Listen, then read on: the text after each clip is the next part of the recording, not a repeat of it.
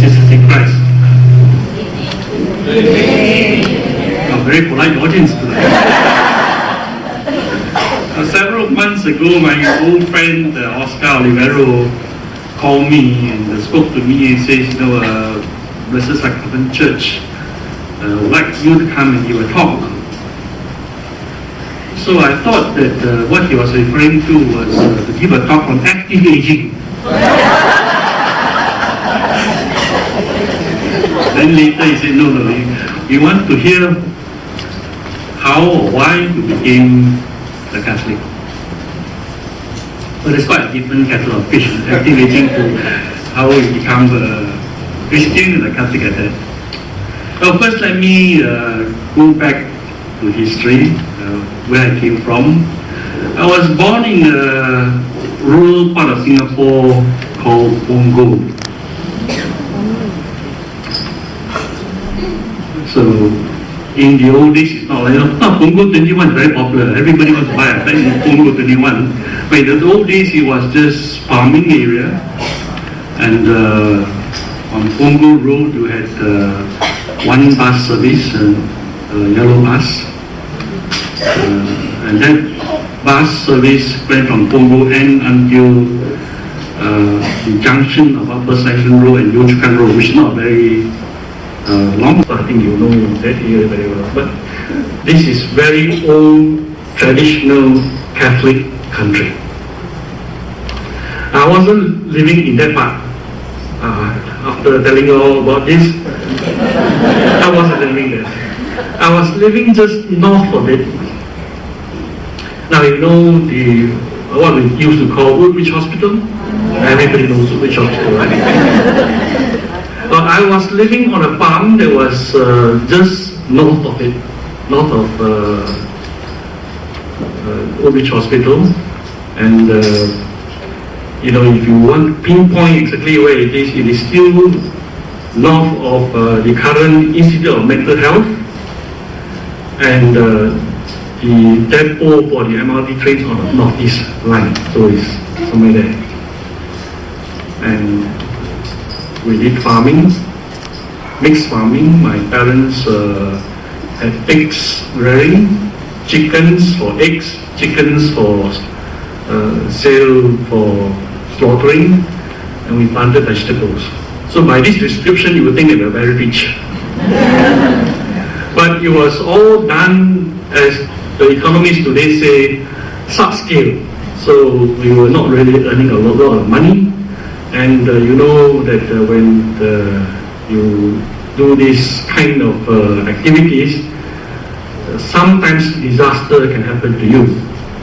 And I recall from my childhood that we had a crop of chickens which we duly fed until 3 months later. I think 3 months later, they don't grow as fast as they do today. Today they have all kinds of things added in, growth hormones and so forth, so they grow faster. But in those days, you don't have that. So I think it took about 3 months, and then they are ready to be sold.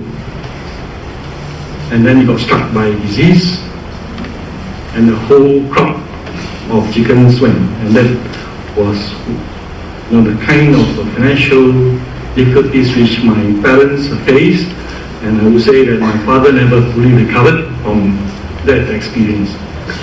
But what about my parents? Were they Catholics? No.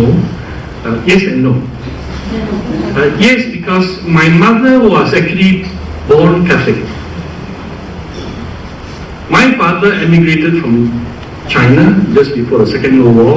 They met, and then they seem to have had an agreement among themselves that they will not practice the religion at home. So my father was basically Taoist Buddhist, my mother Catholic, but we had absolutely no religious symbols of any kind at home. So I suppose to keep the peace, right, in that kind of a situation. So each practiced his or her own religion, and this was kept. But as part of that understanding, my mother also stopped going to church. So when my brother was born, I was born, and so on, we grew up in a home that did not have any religious practice. But I think my mother was quite smart. So when it came the time for us to go to school, my father said, Chinese school. They came from China, so still very strong feeling for China, Chinese school. My mother said, English school. And in the end, my mother's argument, the argument that sealed the decision was, Singapore is under the British. You want to be anybody, you've got to learn English. Right? So in those old days, if you finish school up to what is now the equivalent of secondary 2, you're well qualified. And you can go and work as a clerk outside. Right? I think the older ones know because you remember all these things. Huh? So my mother says English school. Because for the prospects for the children, English education is better. So then I was sent to what was then called Holy Innocents English School. My brother, 1 year before me, myself, we went to Holy Innocents English School, which was next to the Church of the Nativity. So I go to school, I have friends, and then my friends after school go to church. There's no churches in those days. Even the Nativity Church didn't have such facilities as we have today, extra rooms for catechism classes and so on. So there was a catechist who taught my friends in primary 1 catechism in Teochew. She was a rather fierce lady. We call Toliko. And so my friends went, I followed. So I followed, and I was trying to follow. And then, of course, because I went home late. So then my parents asked, why are you late today? Oh, I went to attend his catechism class. So my father was upset. I says, no, you cannot go. So I stopped. Right? And then what happened? When Toliko saw me in school, called me and scolded me, you are going to the devil.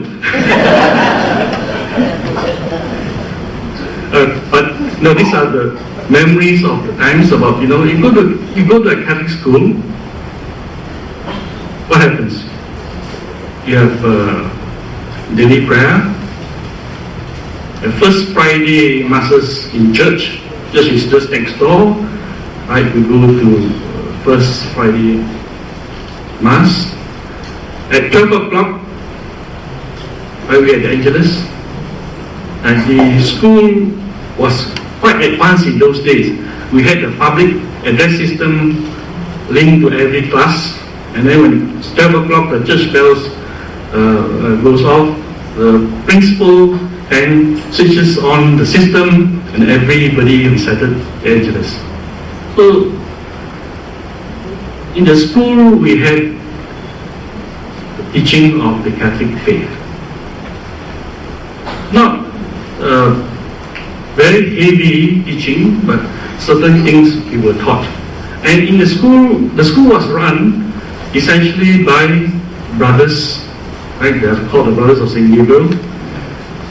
So the brothers were running the school, and they were around in those days we had quite a few of them, and so they go around, they dress in their cassocks. You correct them, right? And they were symbols of respect. I mean, as children, these are people who devote their whole life to teaching people like us in a poor country, and so they are doing good. So we appreciate, they were examples to us. And likewise, there were also sisters, but they're not in our school. Mine was a boys' school, so no sisters. The nuns, but they had the convents, and the girls tend to go to the convents. Right? So the brothers and sisters were, in a sense, an inspiration to many people of my generation. And at an activity church in those days, we had a parish priest called Father Beto. And he's Caucasian, and the first impression that you meet a person like Father Beto, and he spoke Teochew.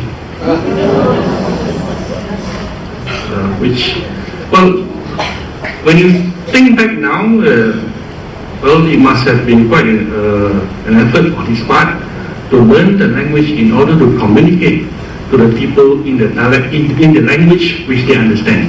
So you're going to preach the word of God, and you have to use the language that people understood.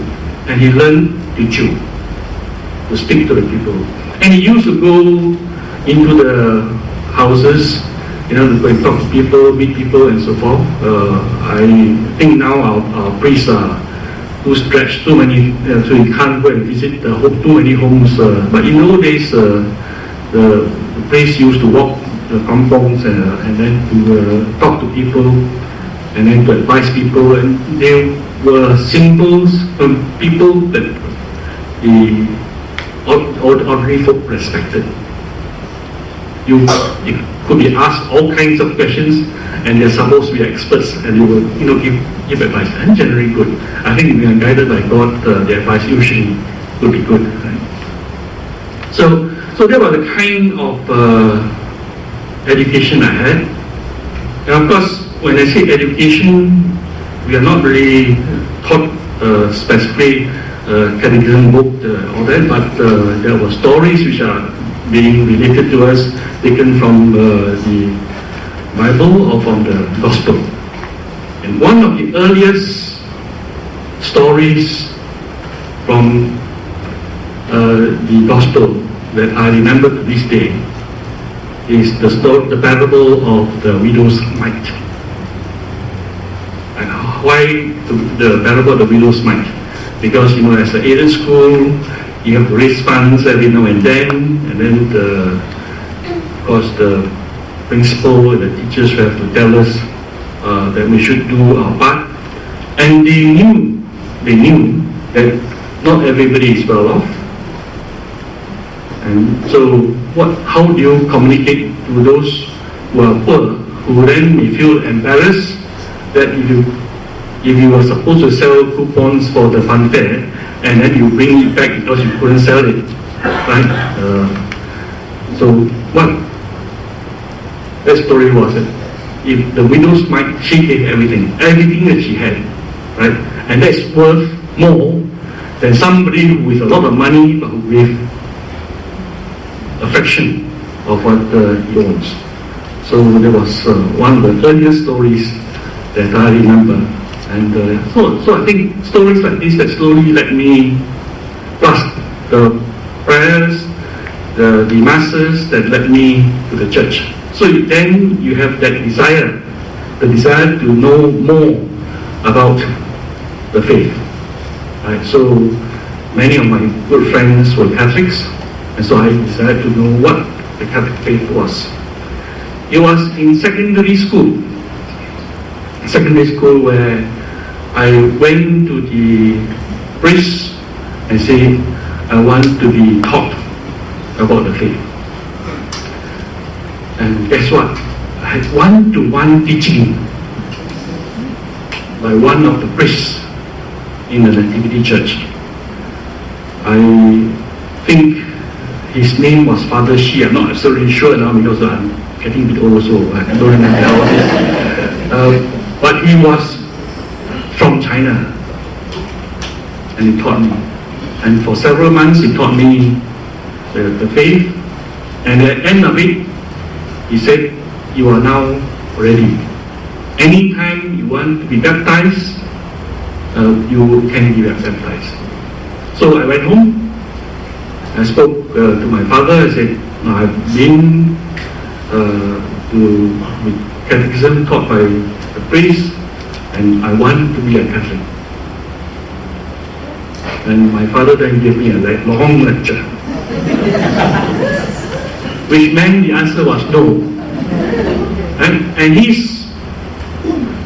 I don't remember what he said over that, half hour or 1 hour lecture, but the one thing that he said that still I remember, he said, don't rush to do this. The Chinese culture has a several thousand years history. It cannot be that the faith, the religions which the Chinese practice is wrong, and here comes a religion that comes from the West, and that it is right. So don't rush. So, since I don't get permission to be baptized, so that is it. But in secondary school in those days, we also, for O levels, have a subject called Bible studies.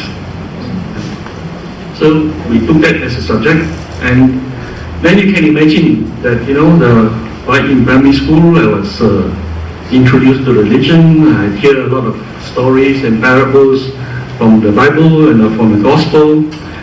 In secondary school, I went for one-to-one teaching. I took Bible studies as a O-level subject. So that's the basis of foundation of my faith. Right? And of course, there are quite a number of things that I learned, but there are some things I learned that I treasure a bit more than others. Right? And one of the things which I treasure is what we call the Beatitudes, or the Sermon on the Mount. Blessed are the poor in spirit and so forth. Right? So these are things that make up my upbringing. Okay, then what happened? I'm still not Catholic, right? Still not baptized. Then I got a scholarship to go to pursue a university education.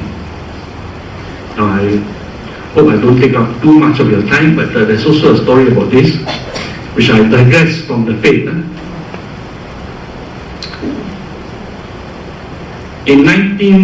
I finished my A-levels by the time the school was called Montfort School, because halfway through we lost our innocence.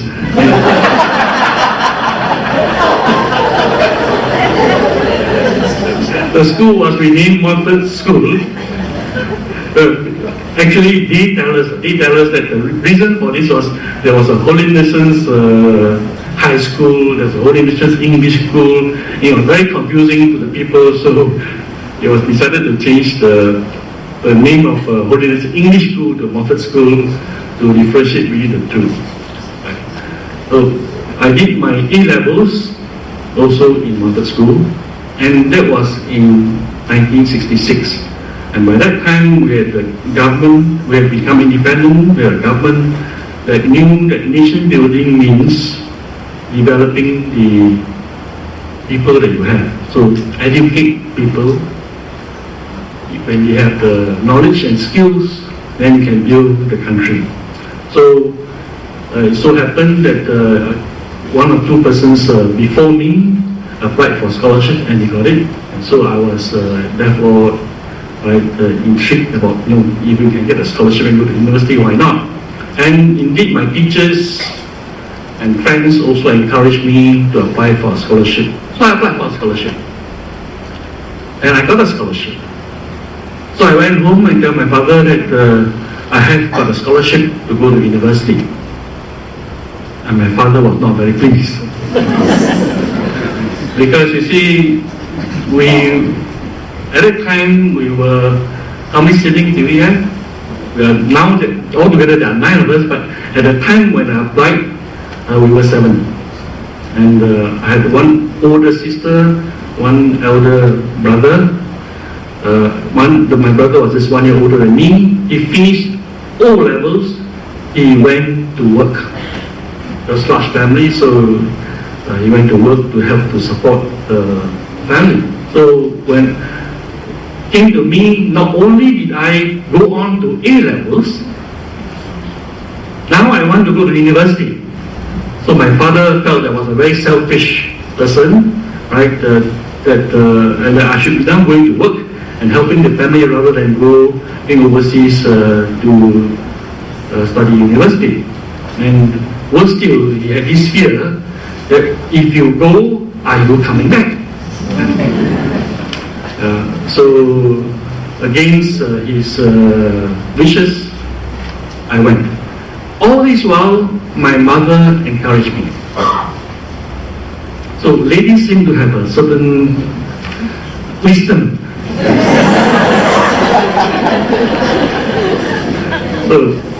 So my mother encouraged me, so I went. And then I went to university. And I went to university. It was in England, in the University of Newcastle upon Tyne, in the northeast of England. Very cold place, but the university has a small Catholic chapel, and there was a chaplain by the name of Father Towers. So for Sunday I go to the chapel for Mass, and then since I went regularly to Mass, Father Towers then made me serve Mass. So yes, at the age of 17, 18 years old, I was serving Mass. Anyway, the congregation was very small, so only a few people, so it was not so difficult. And the Mass also finished quite fast. But Father Towers also took the opportunity to speak to me. Right? And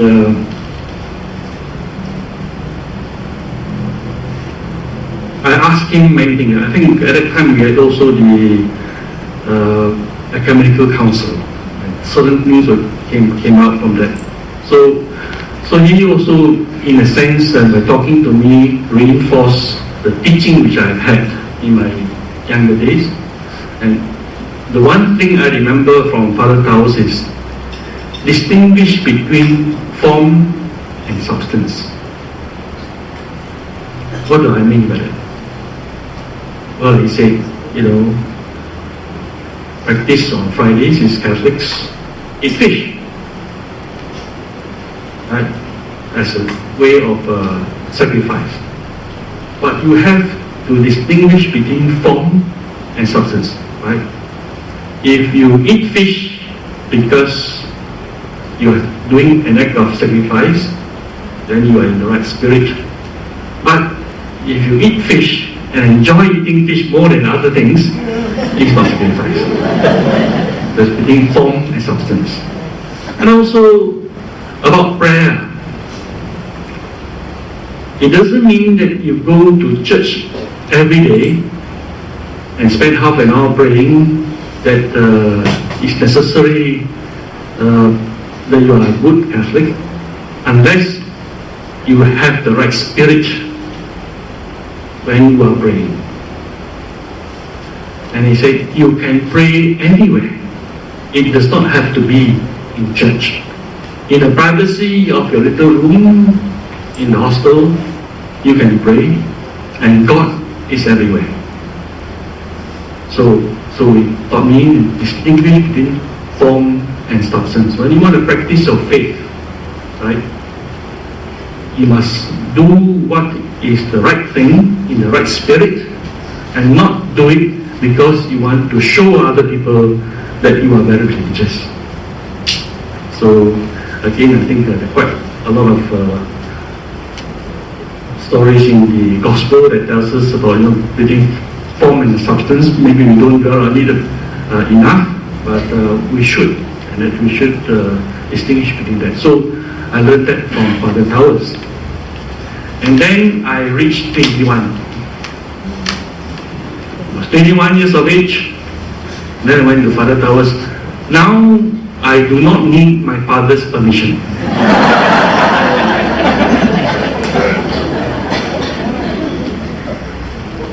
So you can, if you are willing, you can baptize me, right?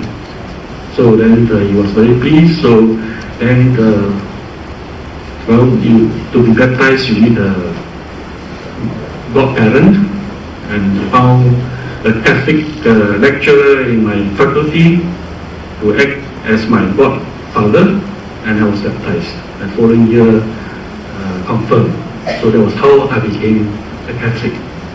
So let me conclude by saying that this is how I became a Catholic.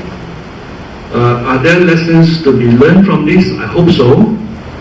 But one of the things that I feel very strongly about is that the Catholic Church, not just in Singapore but everywhere, has done a lot to live the faith, and that is what inspires other people.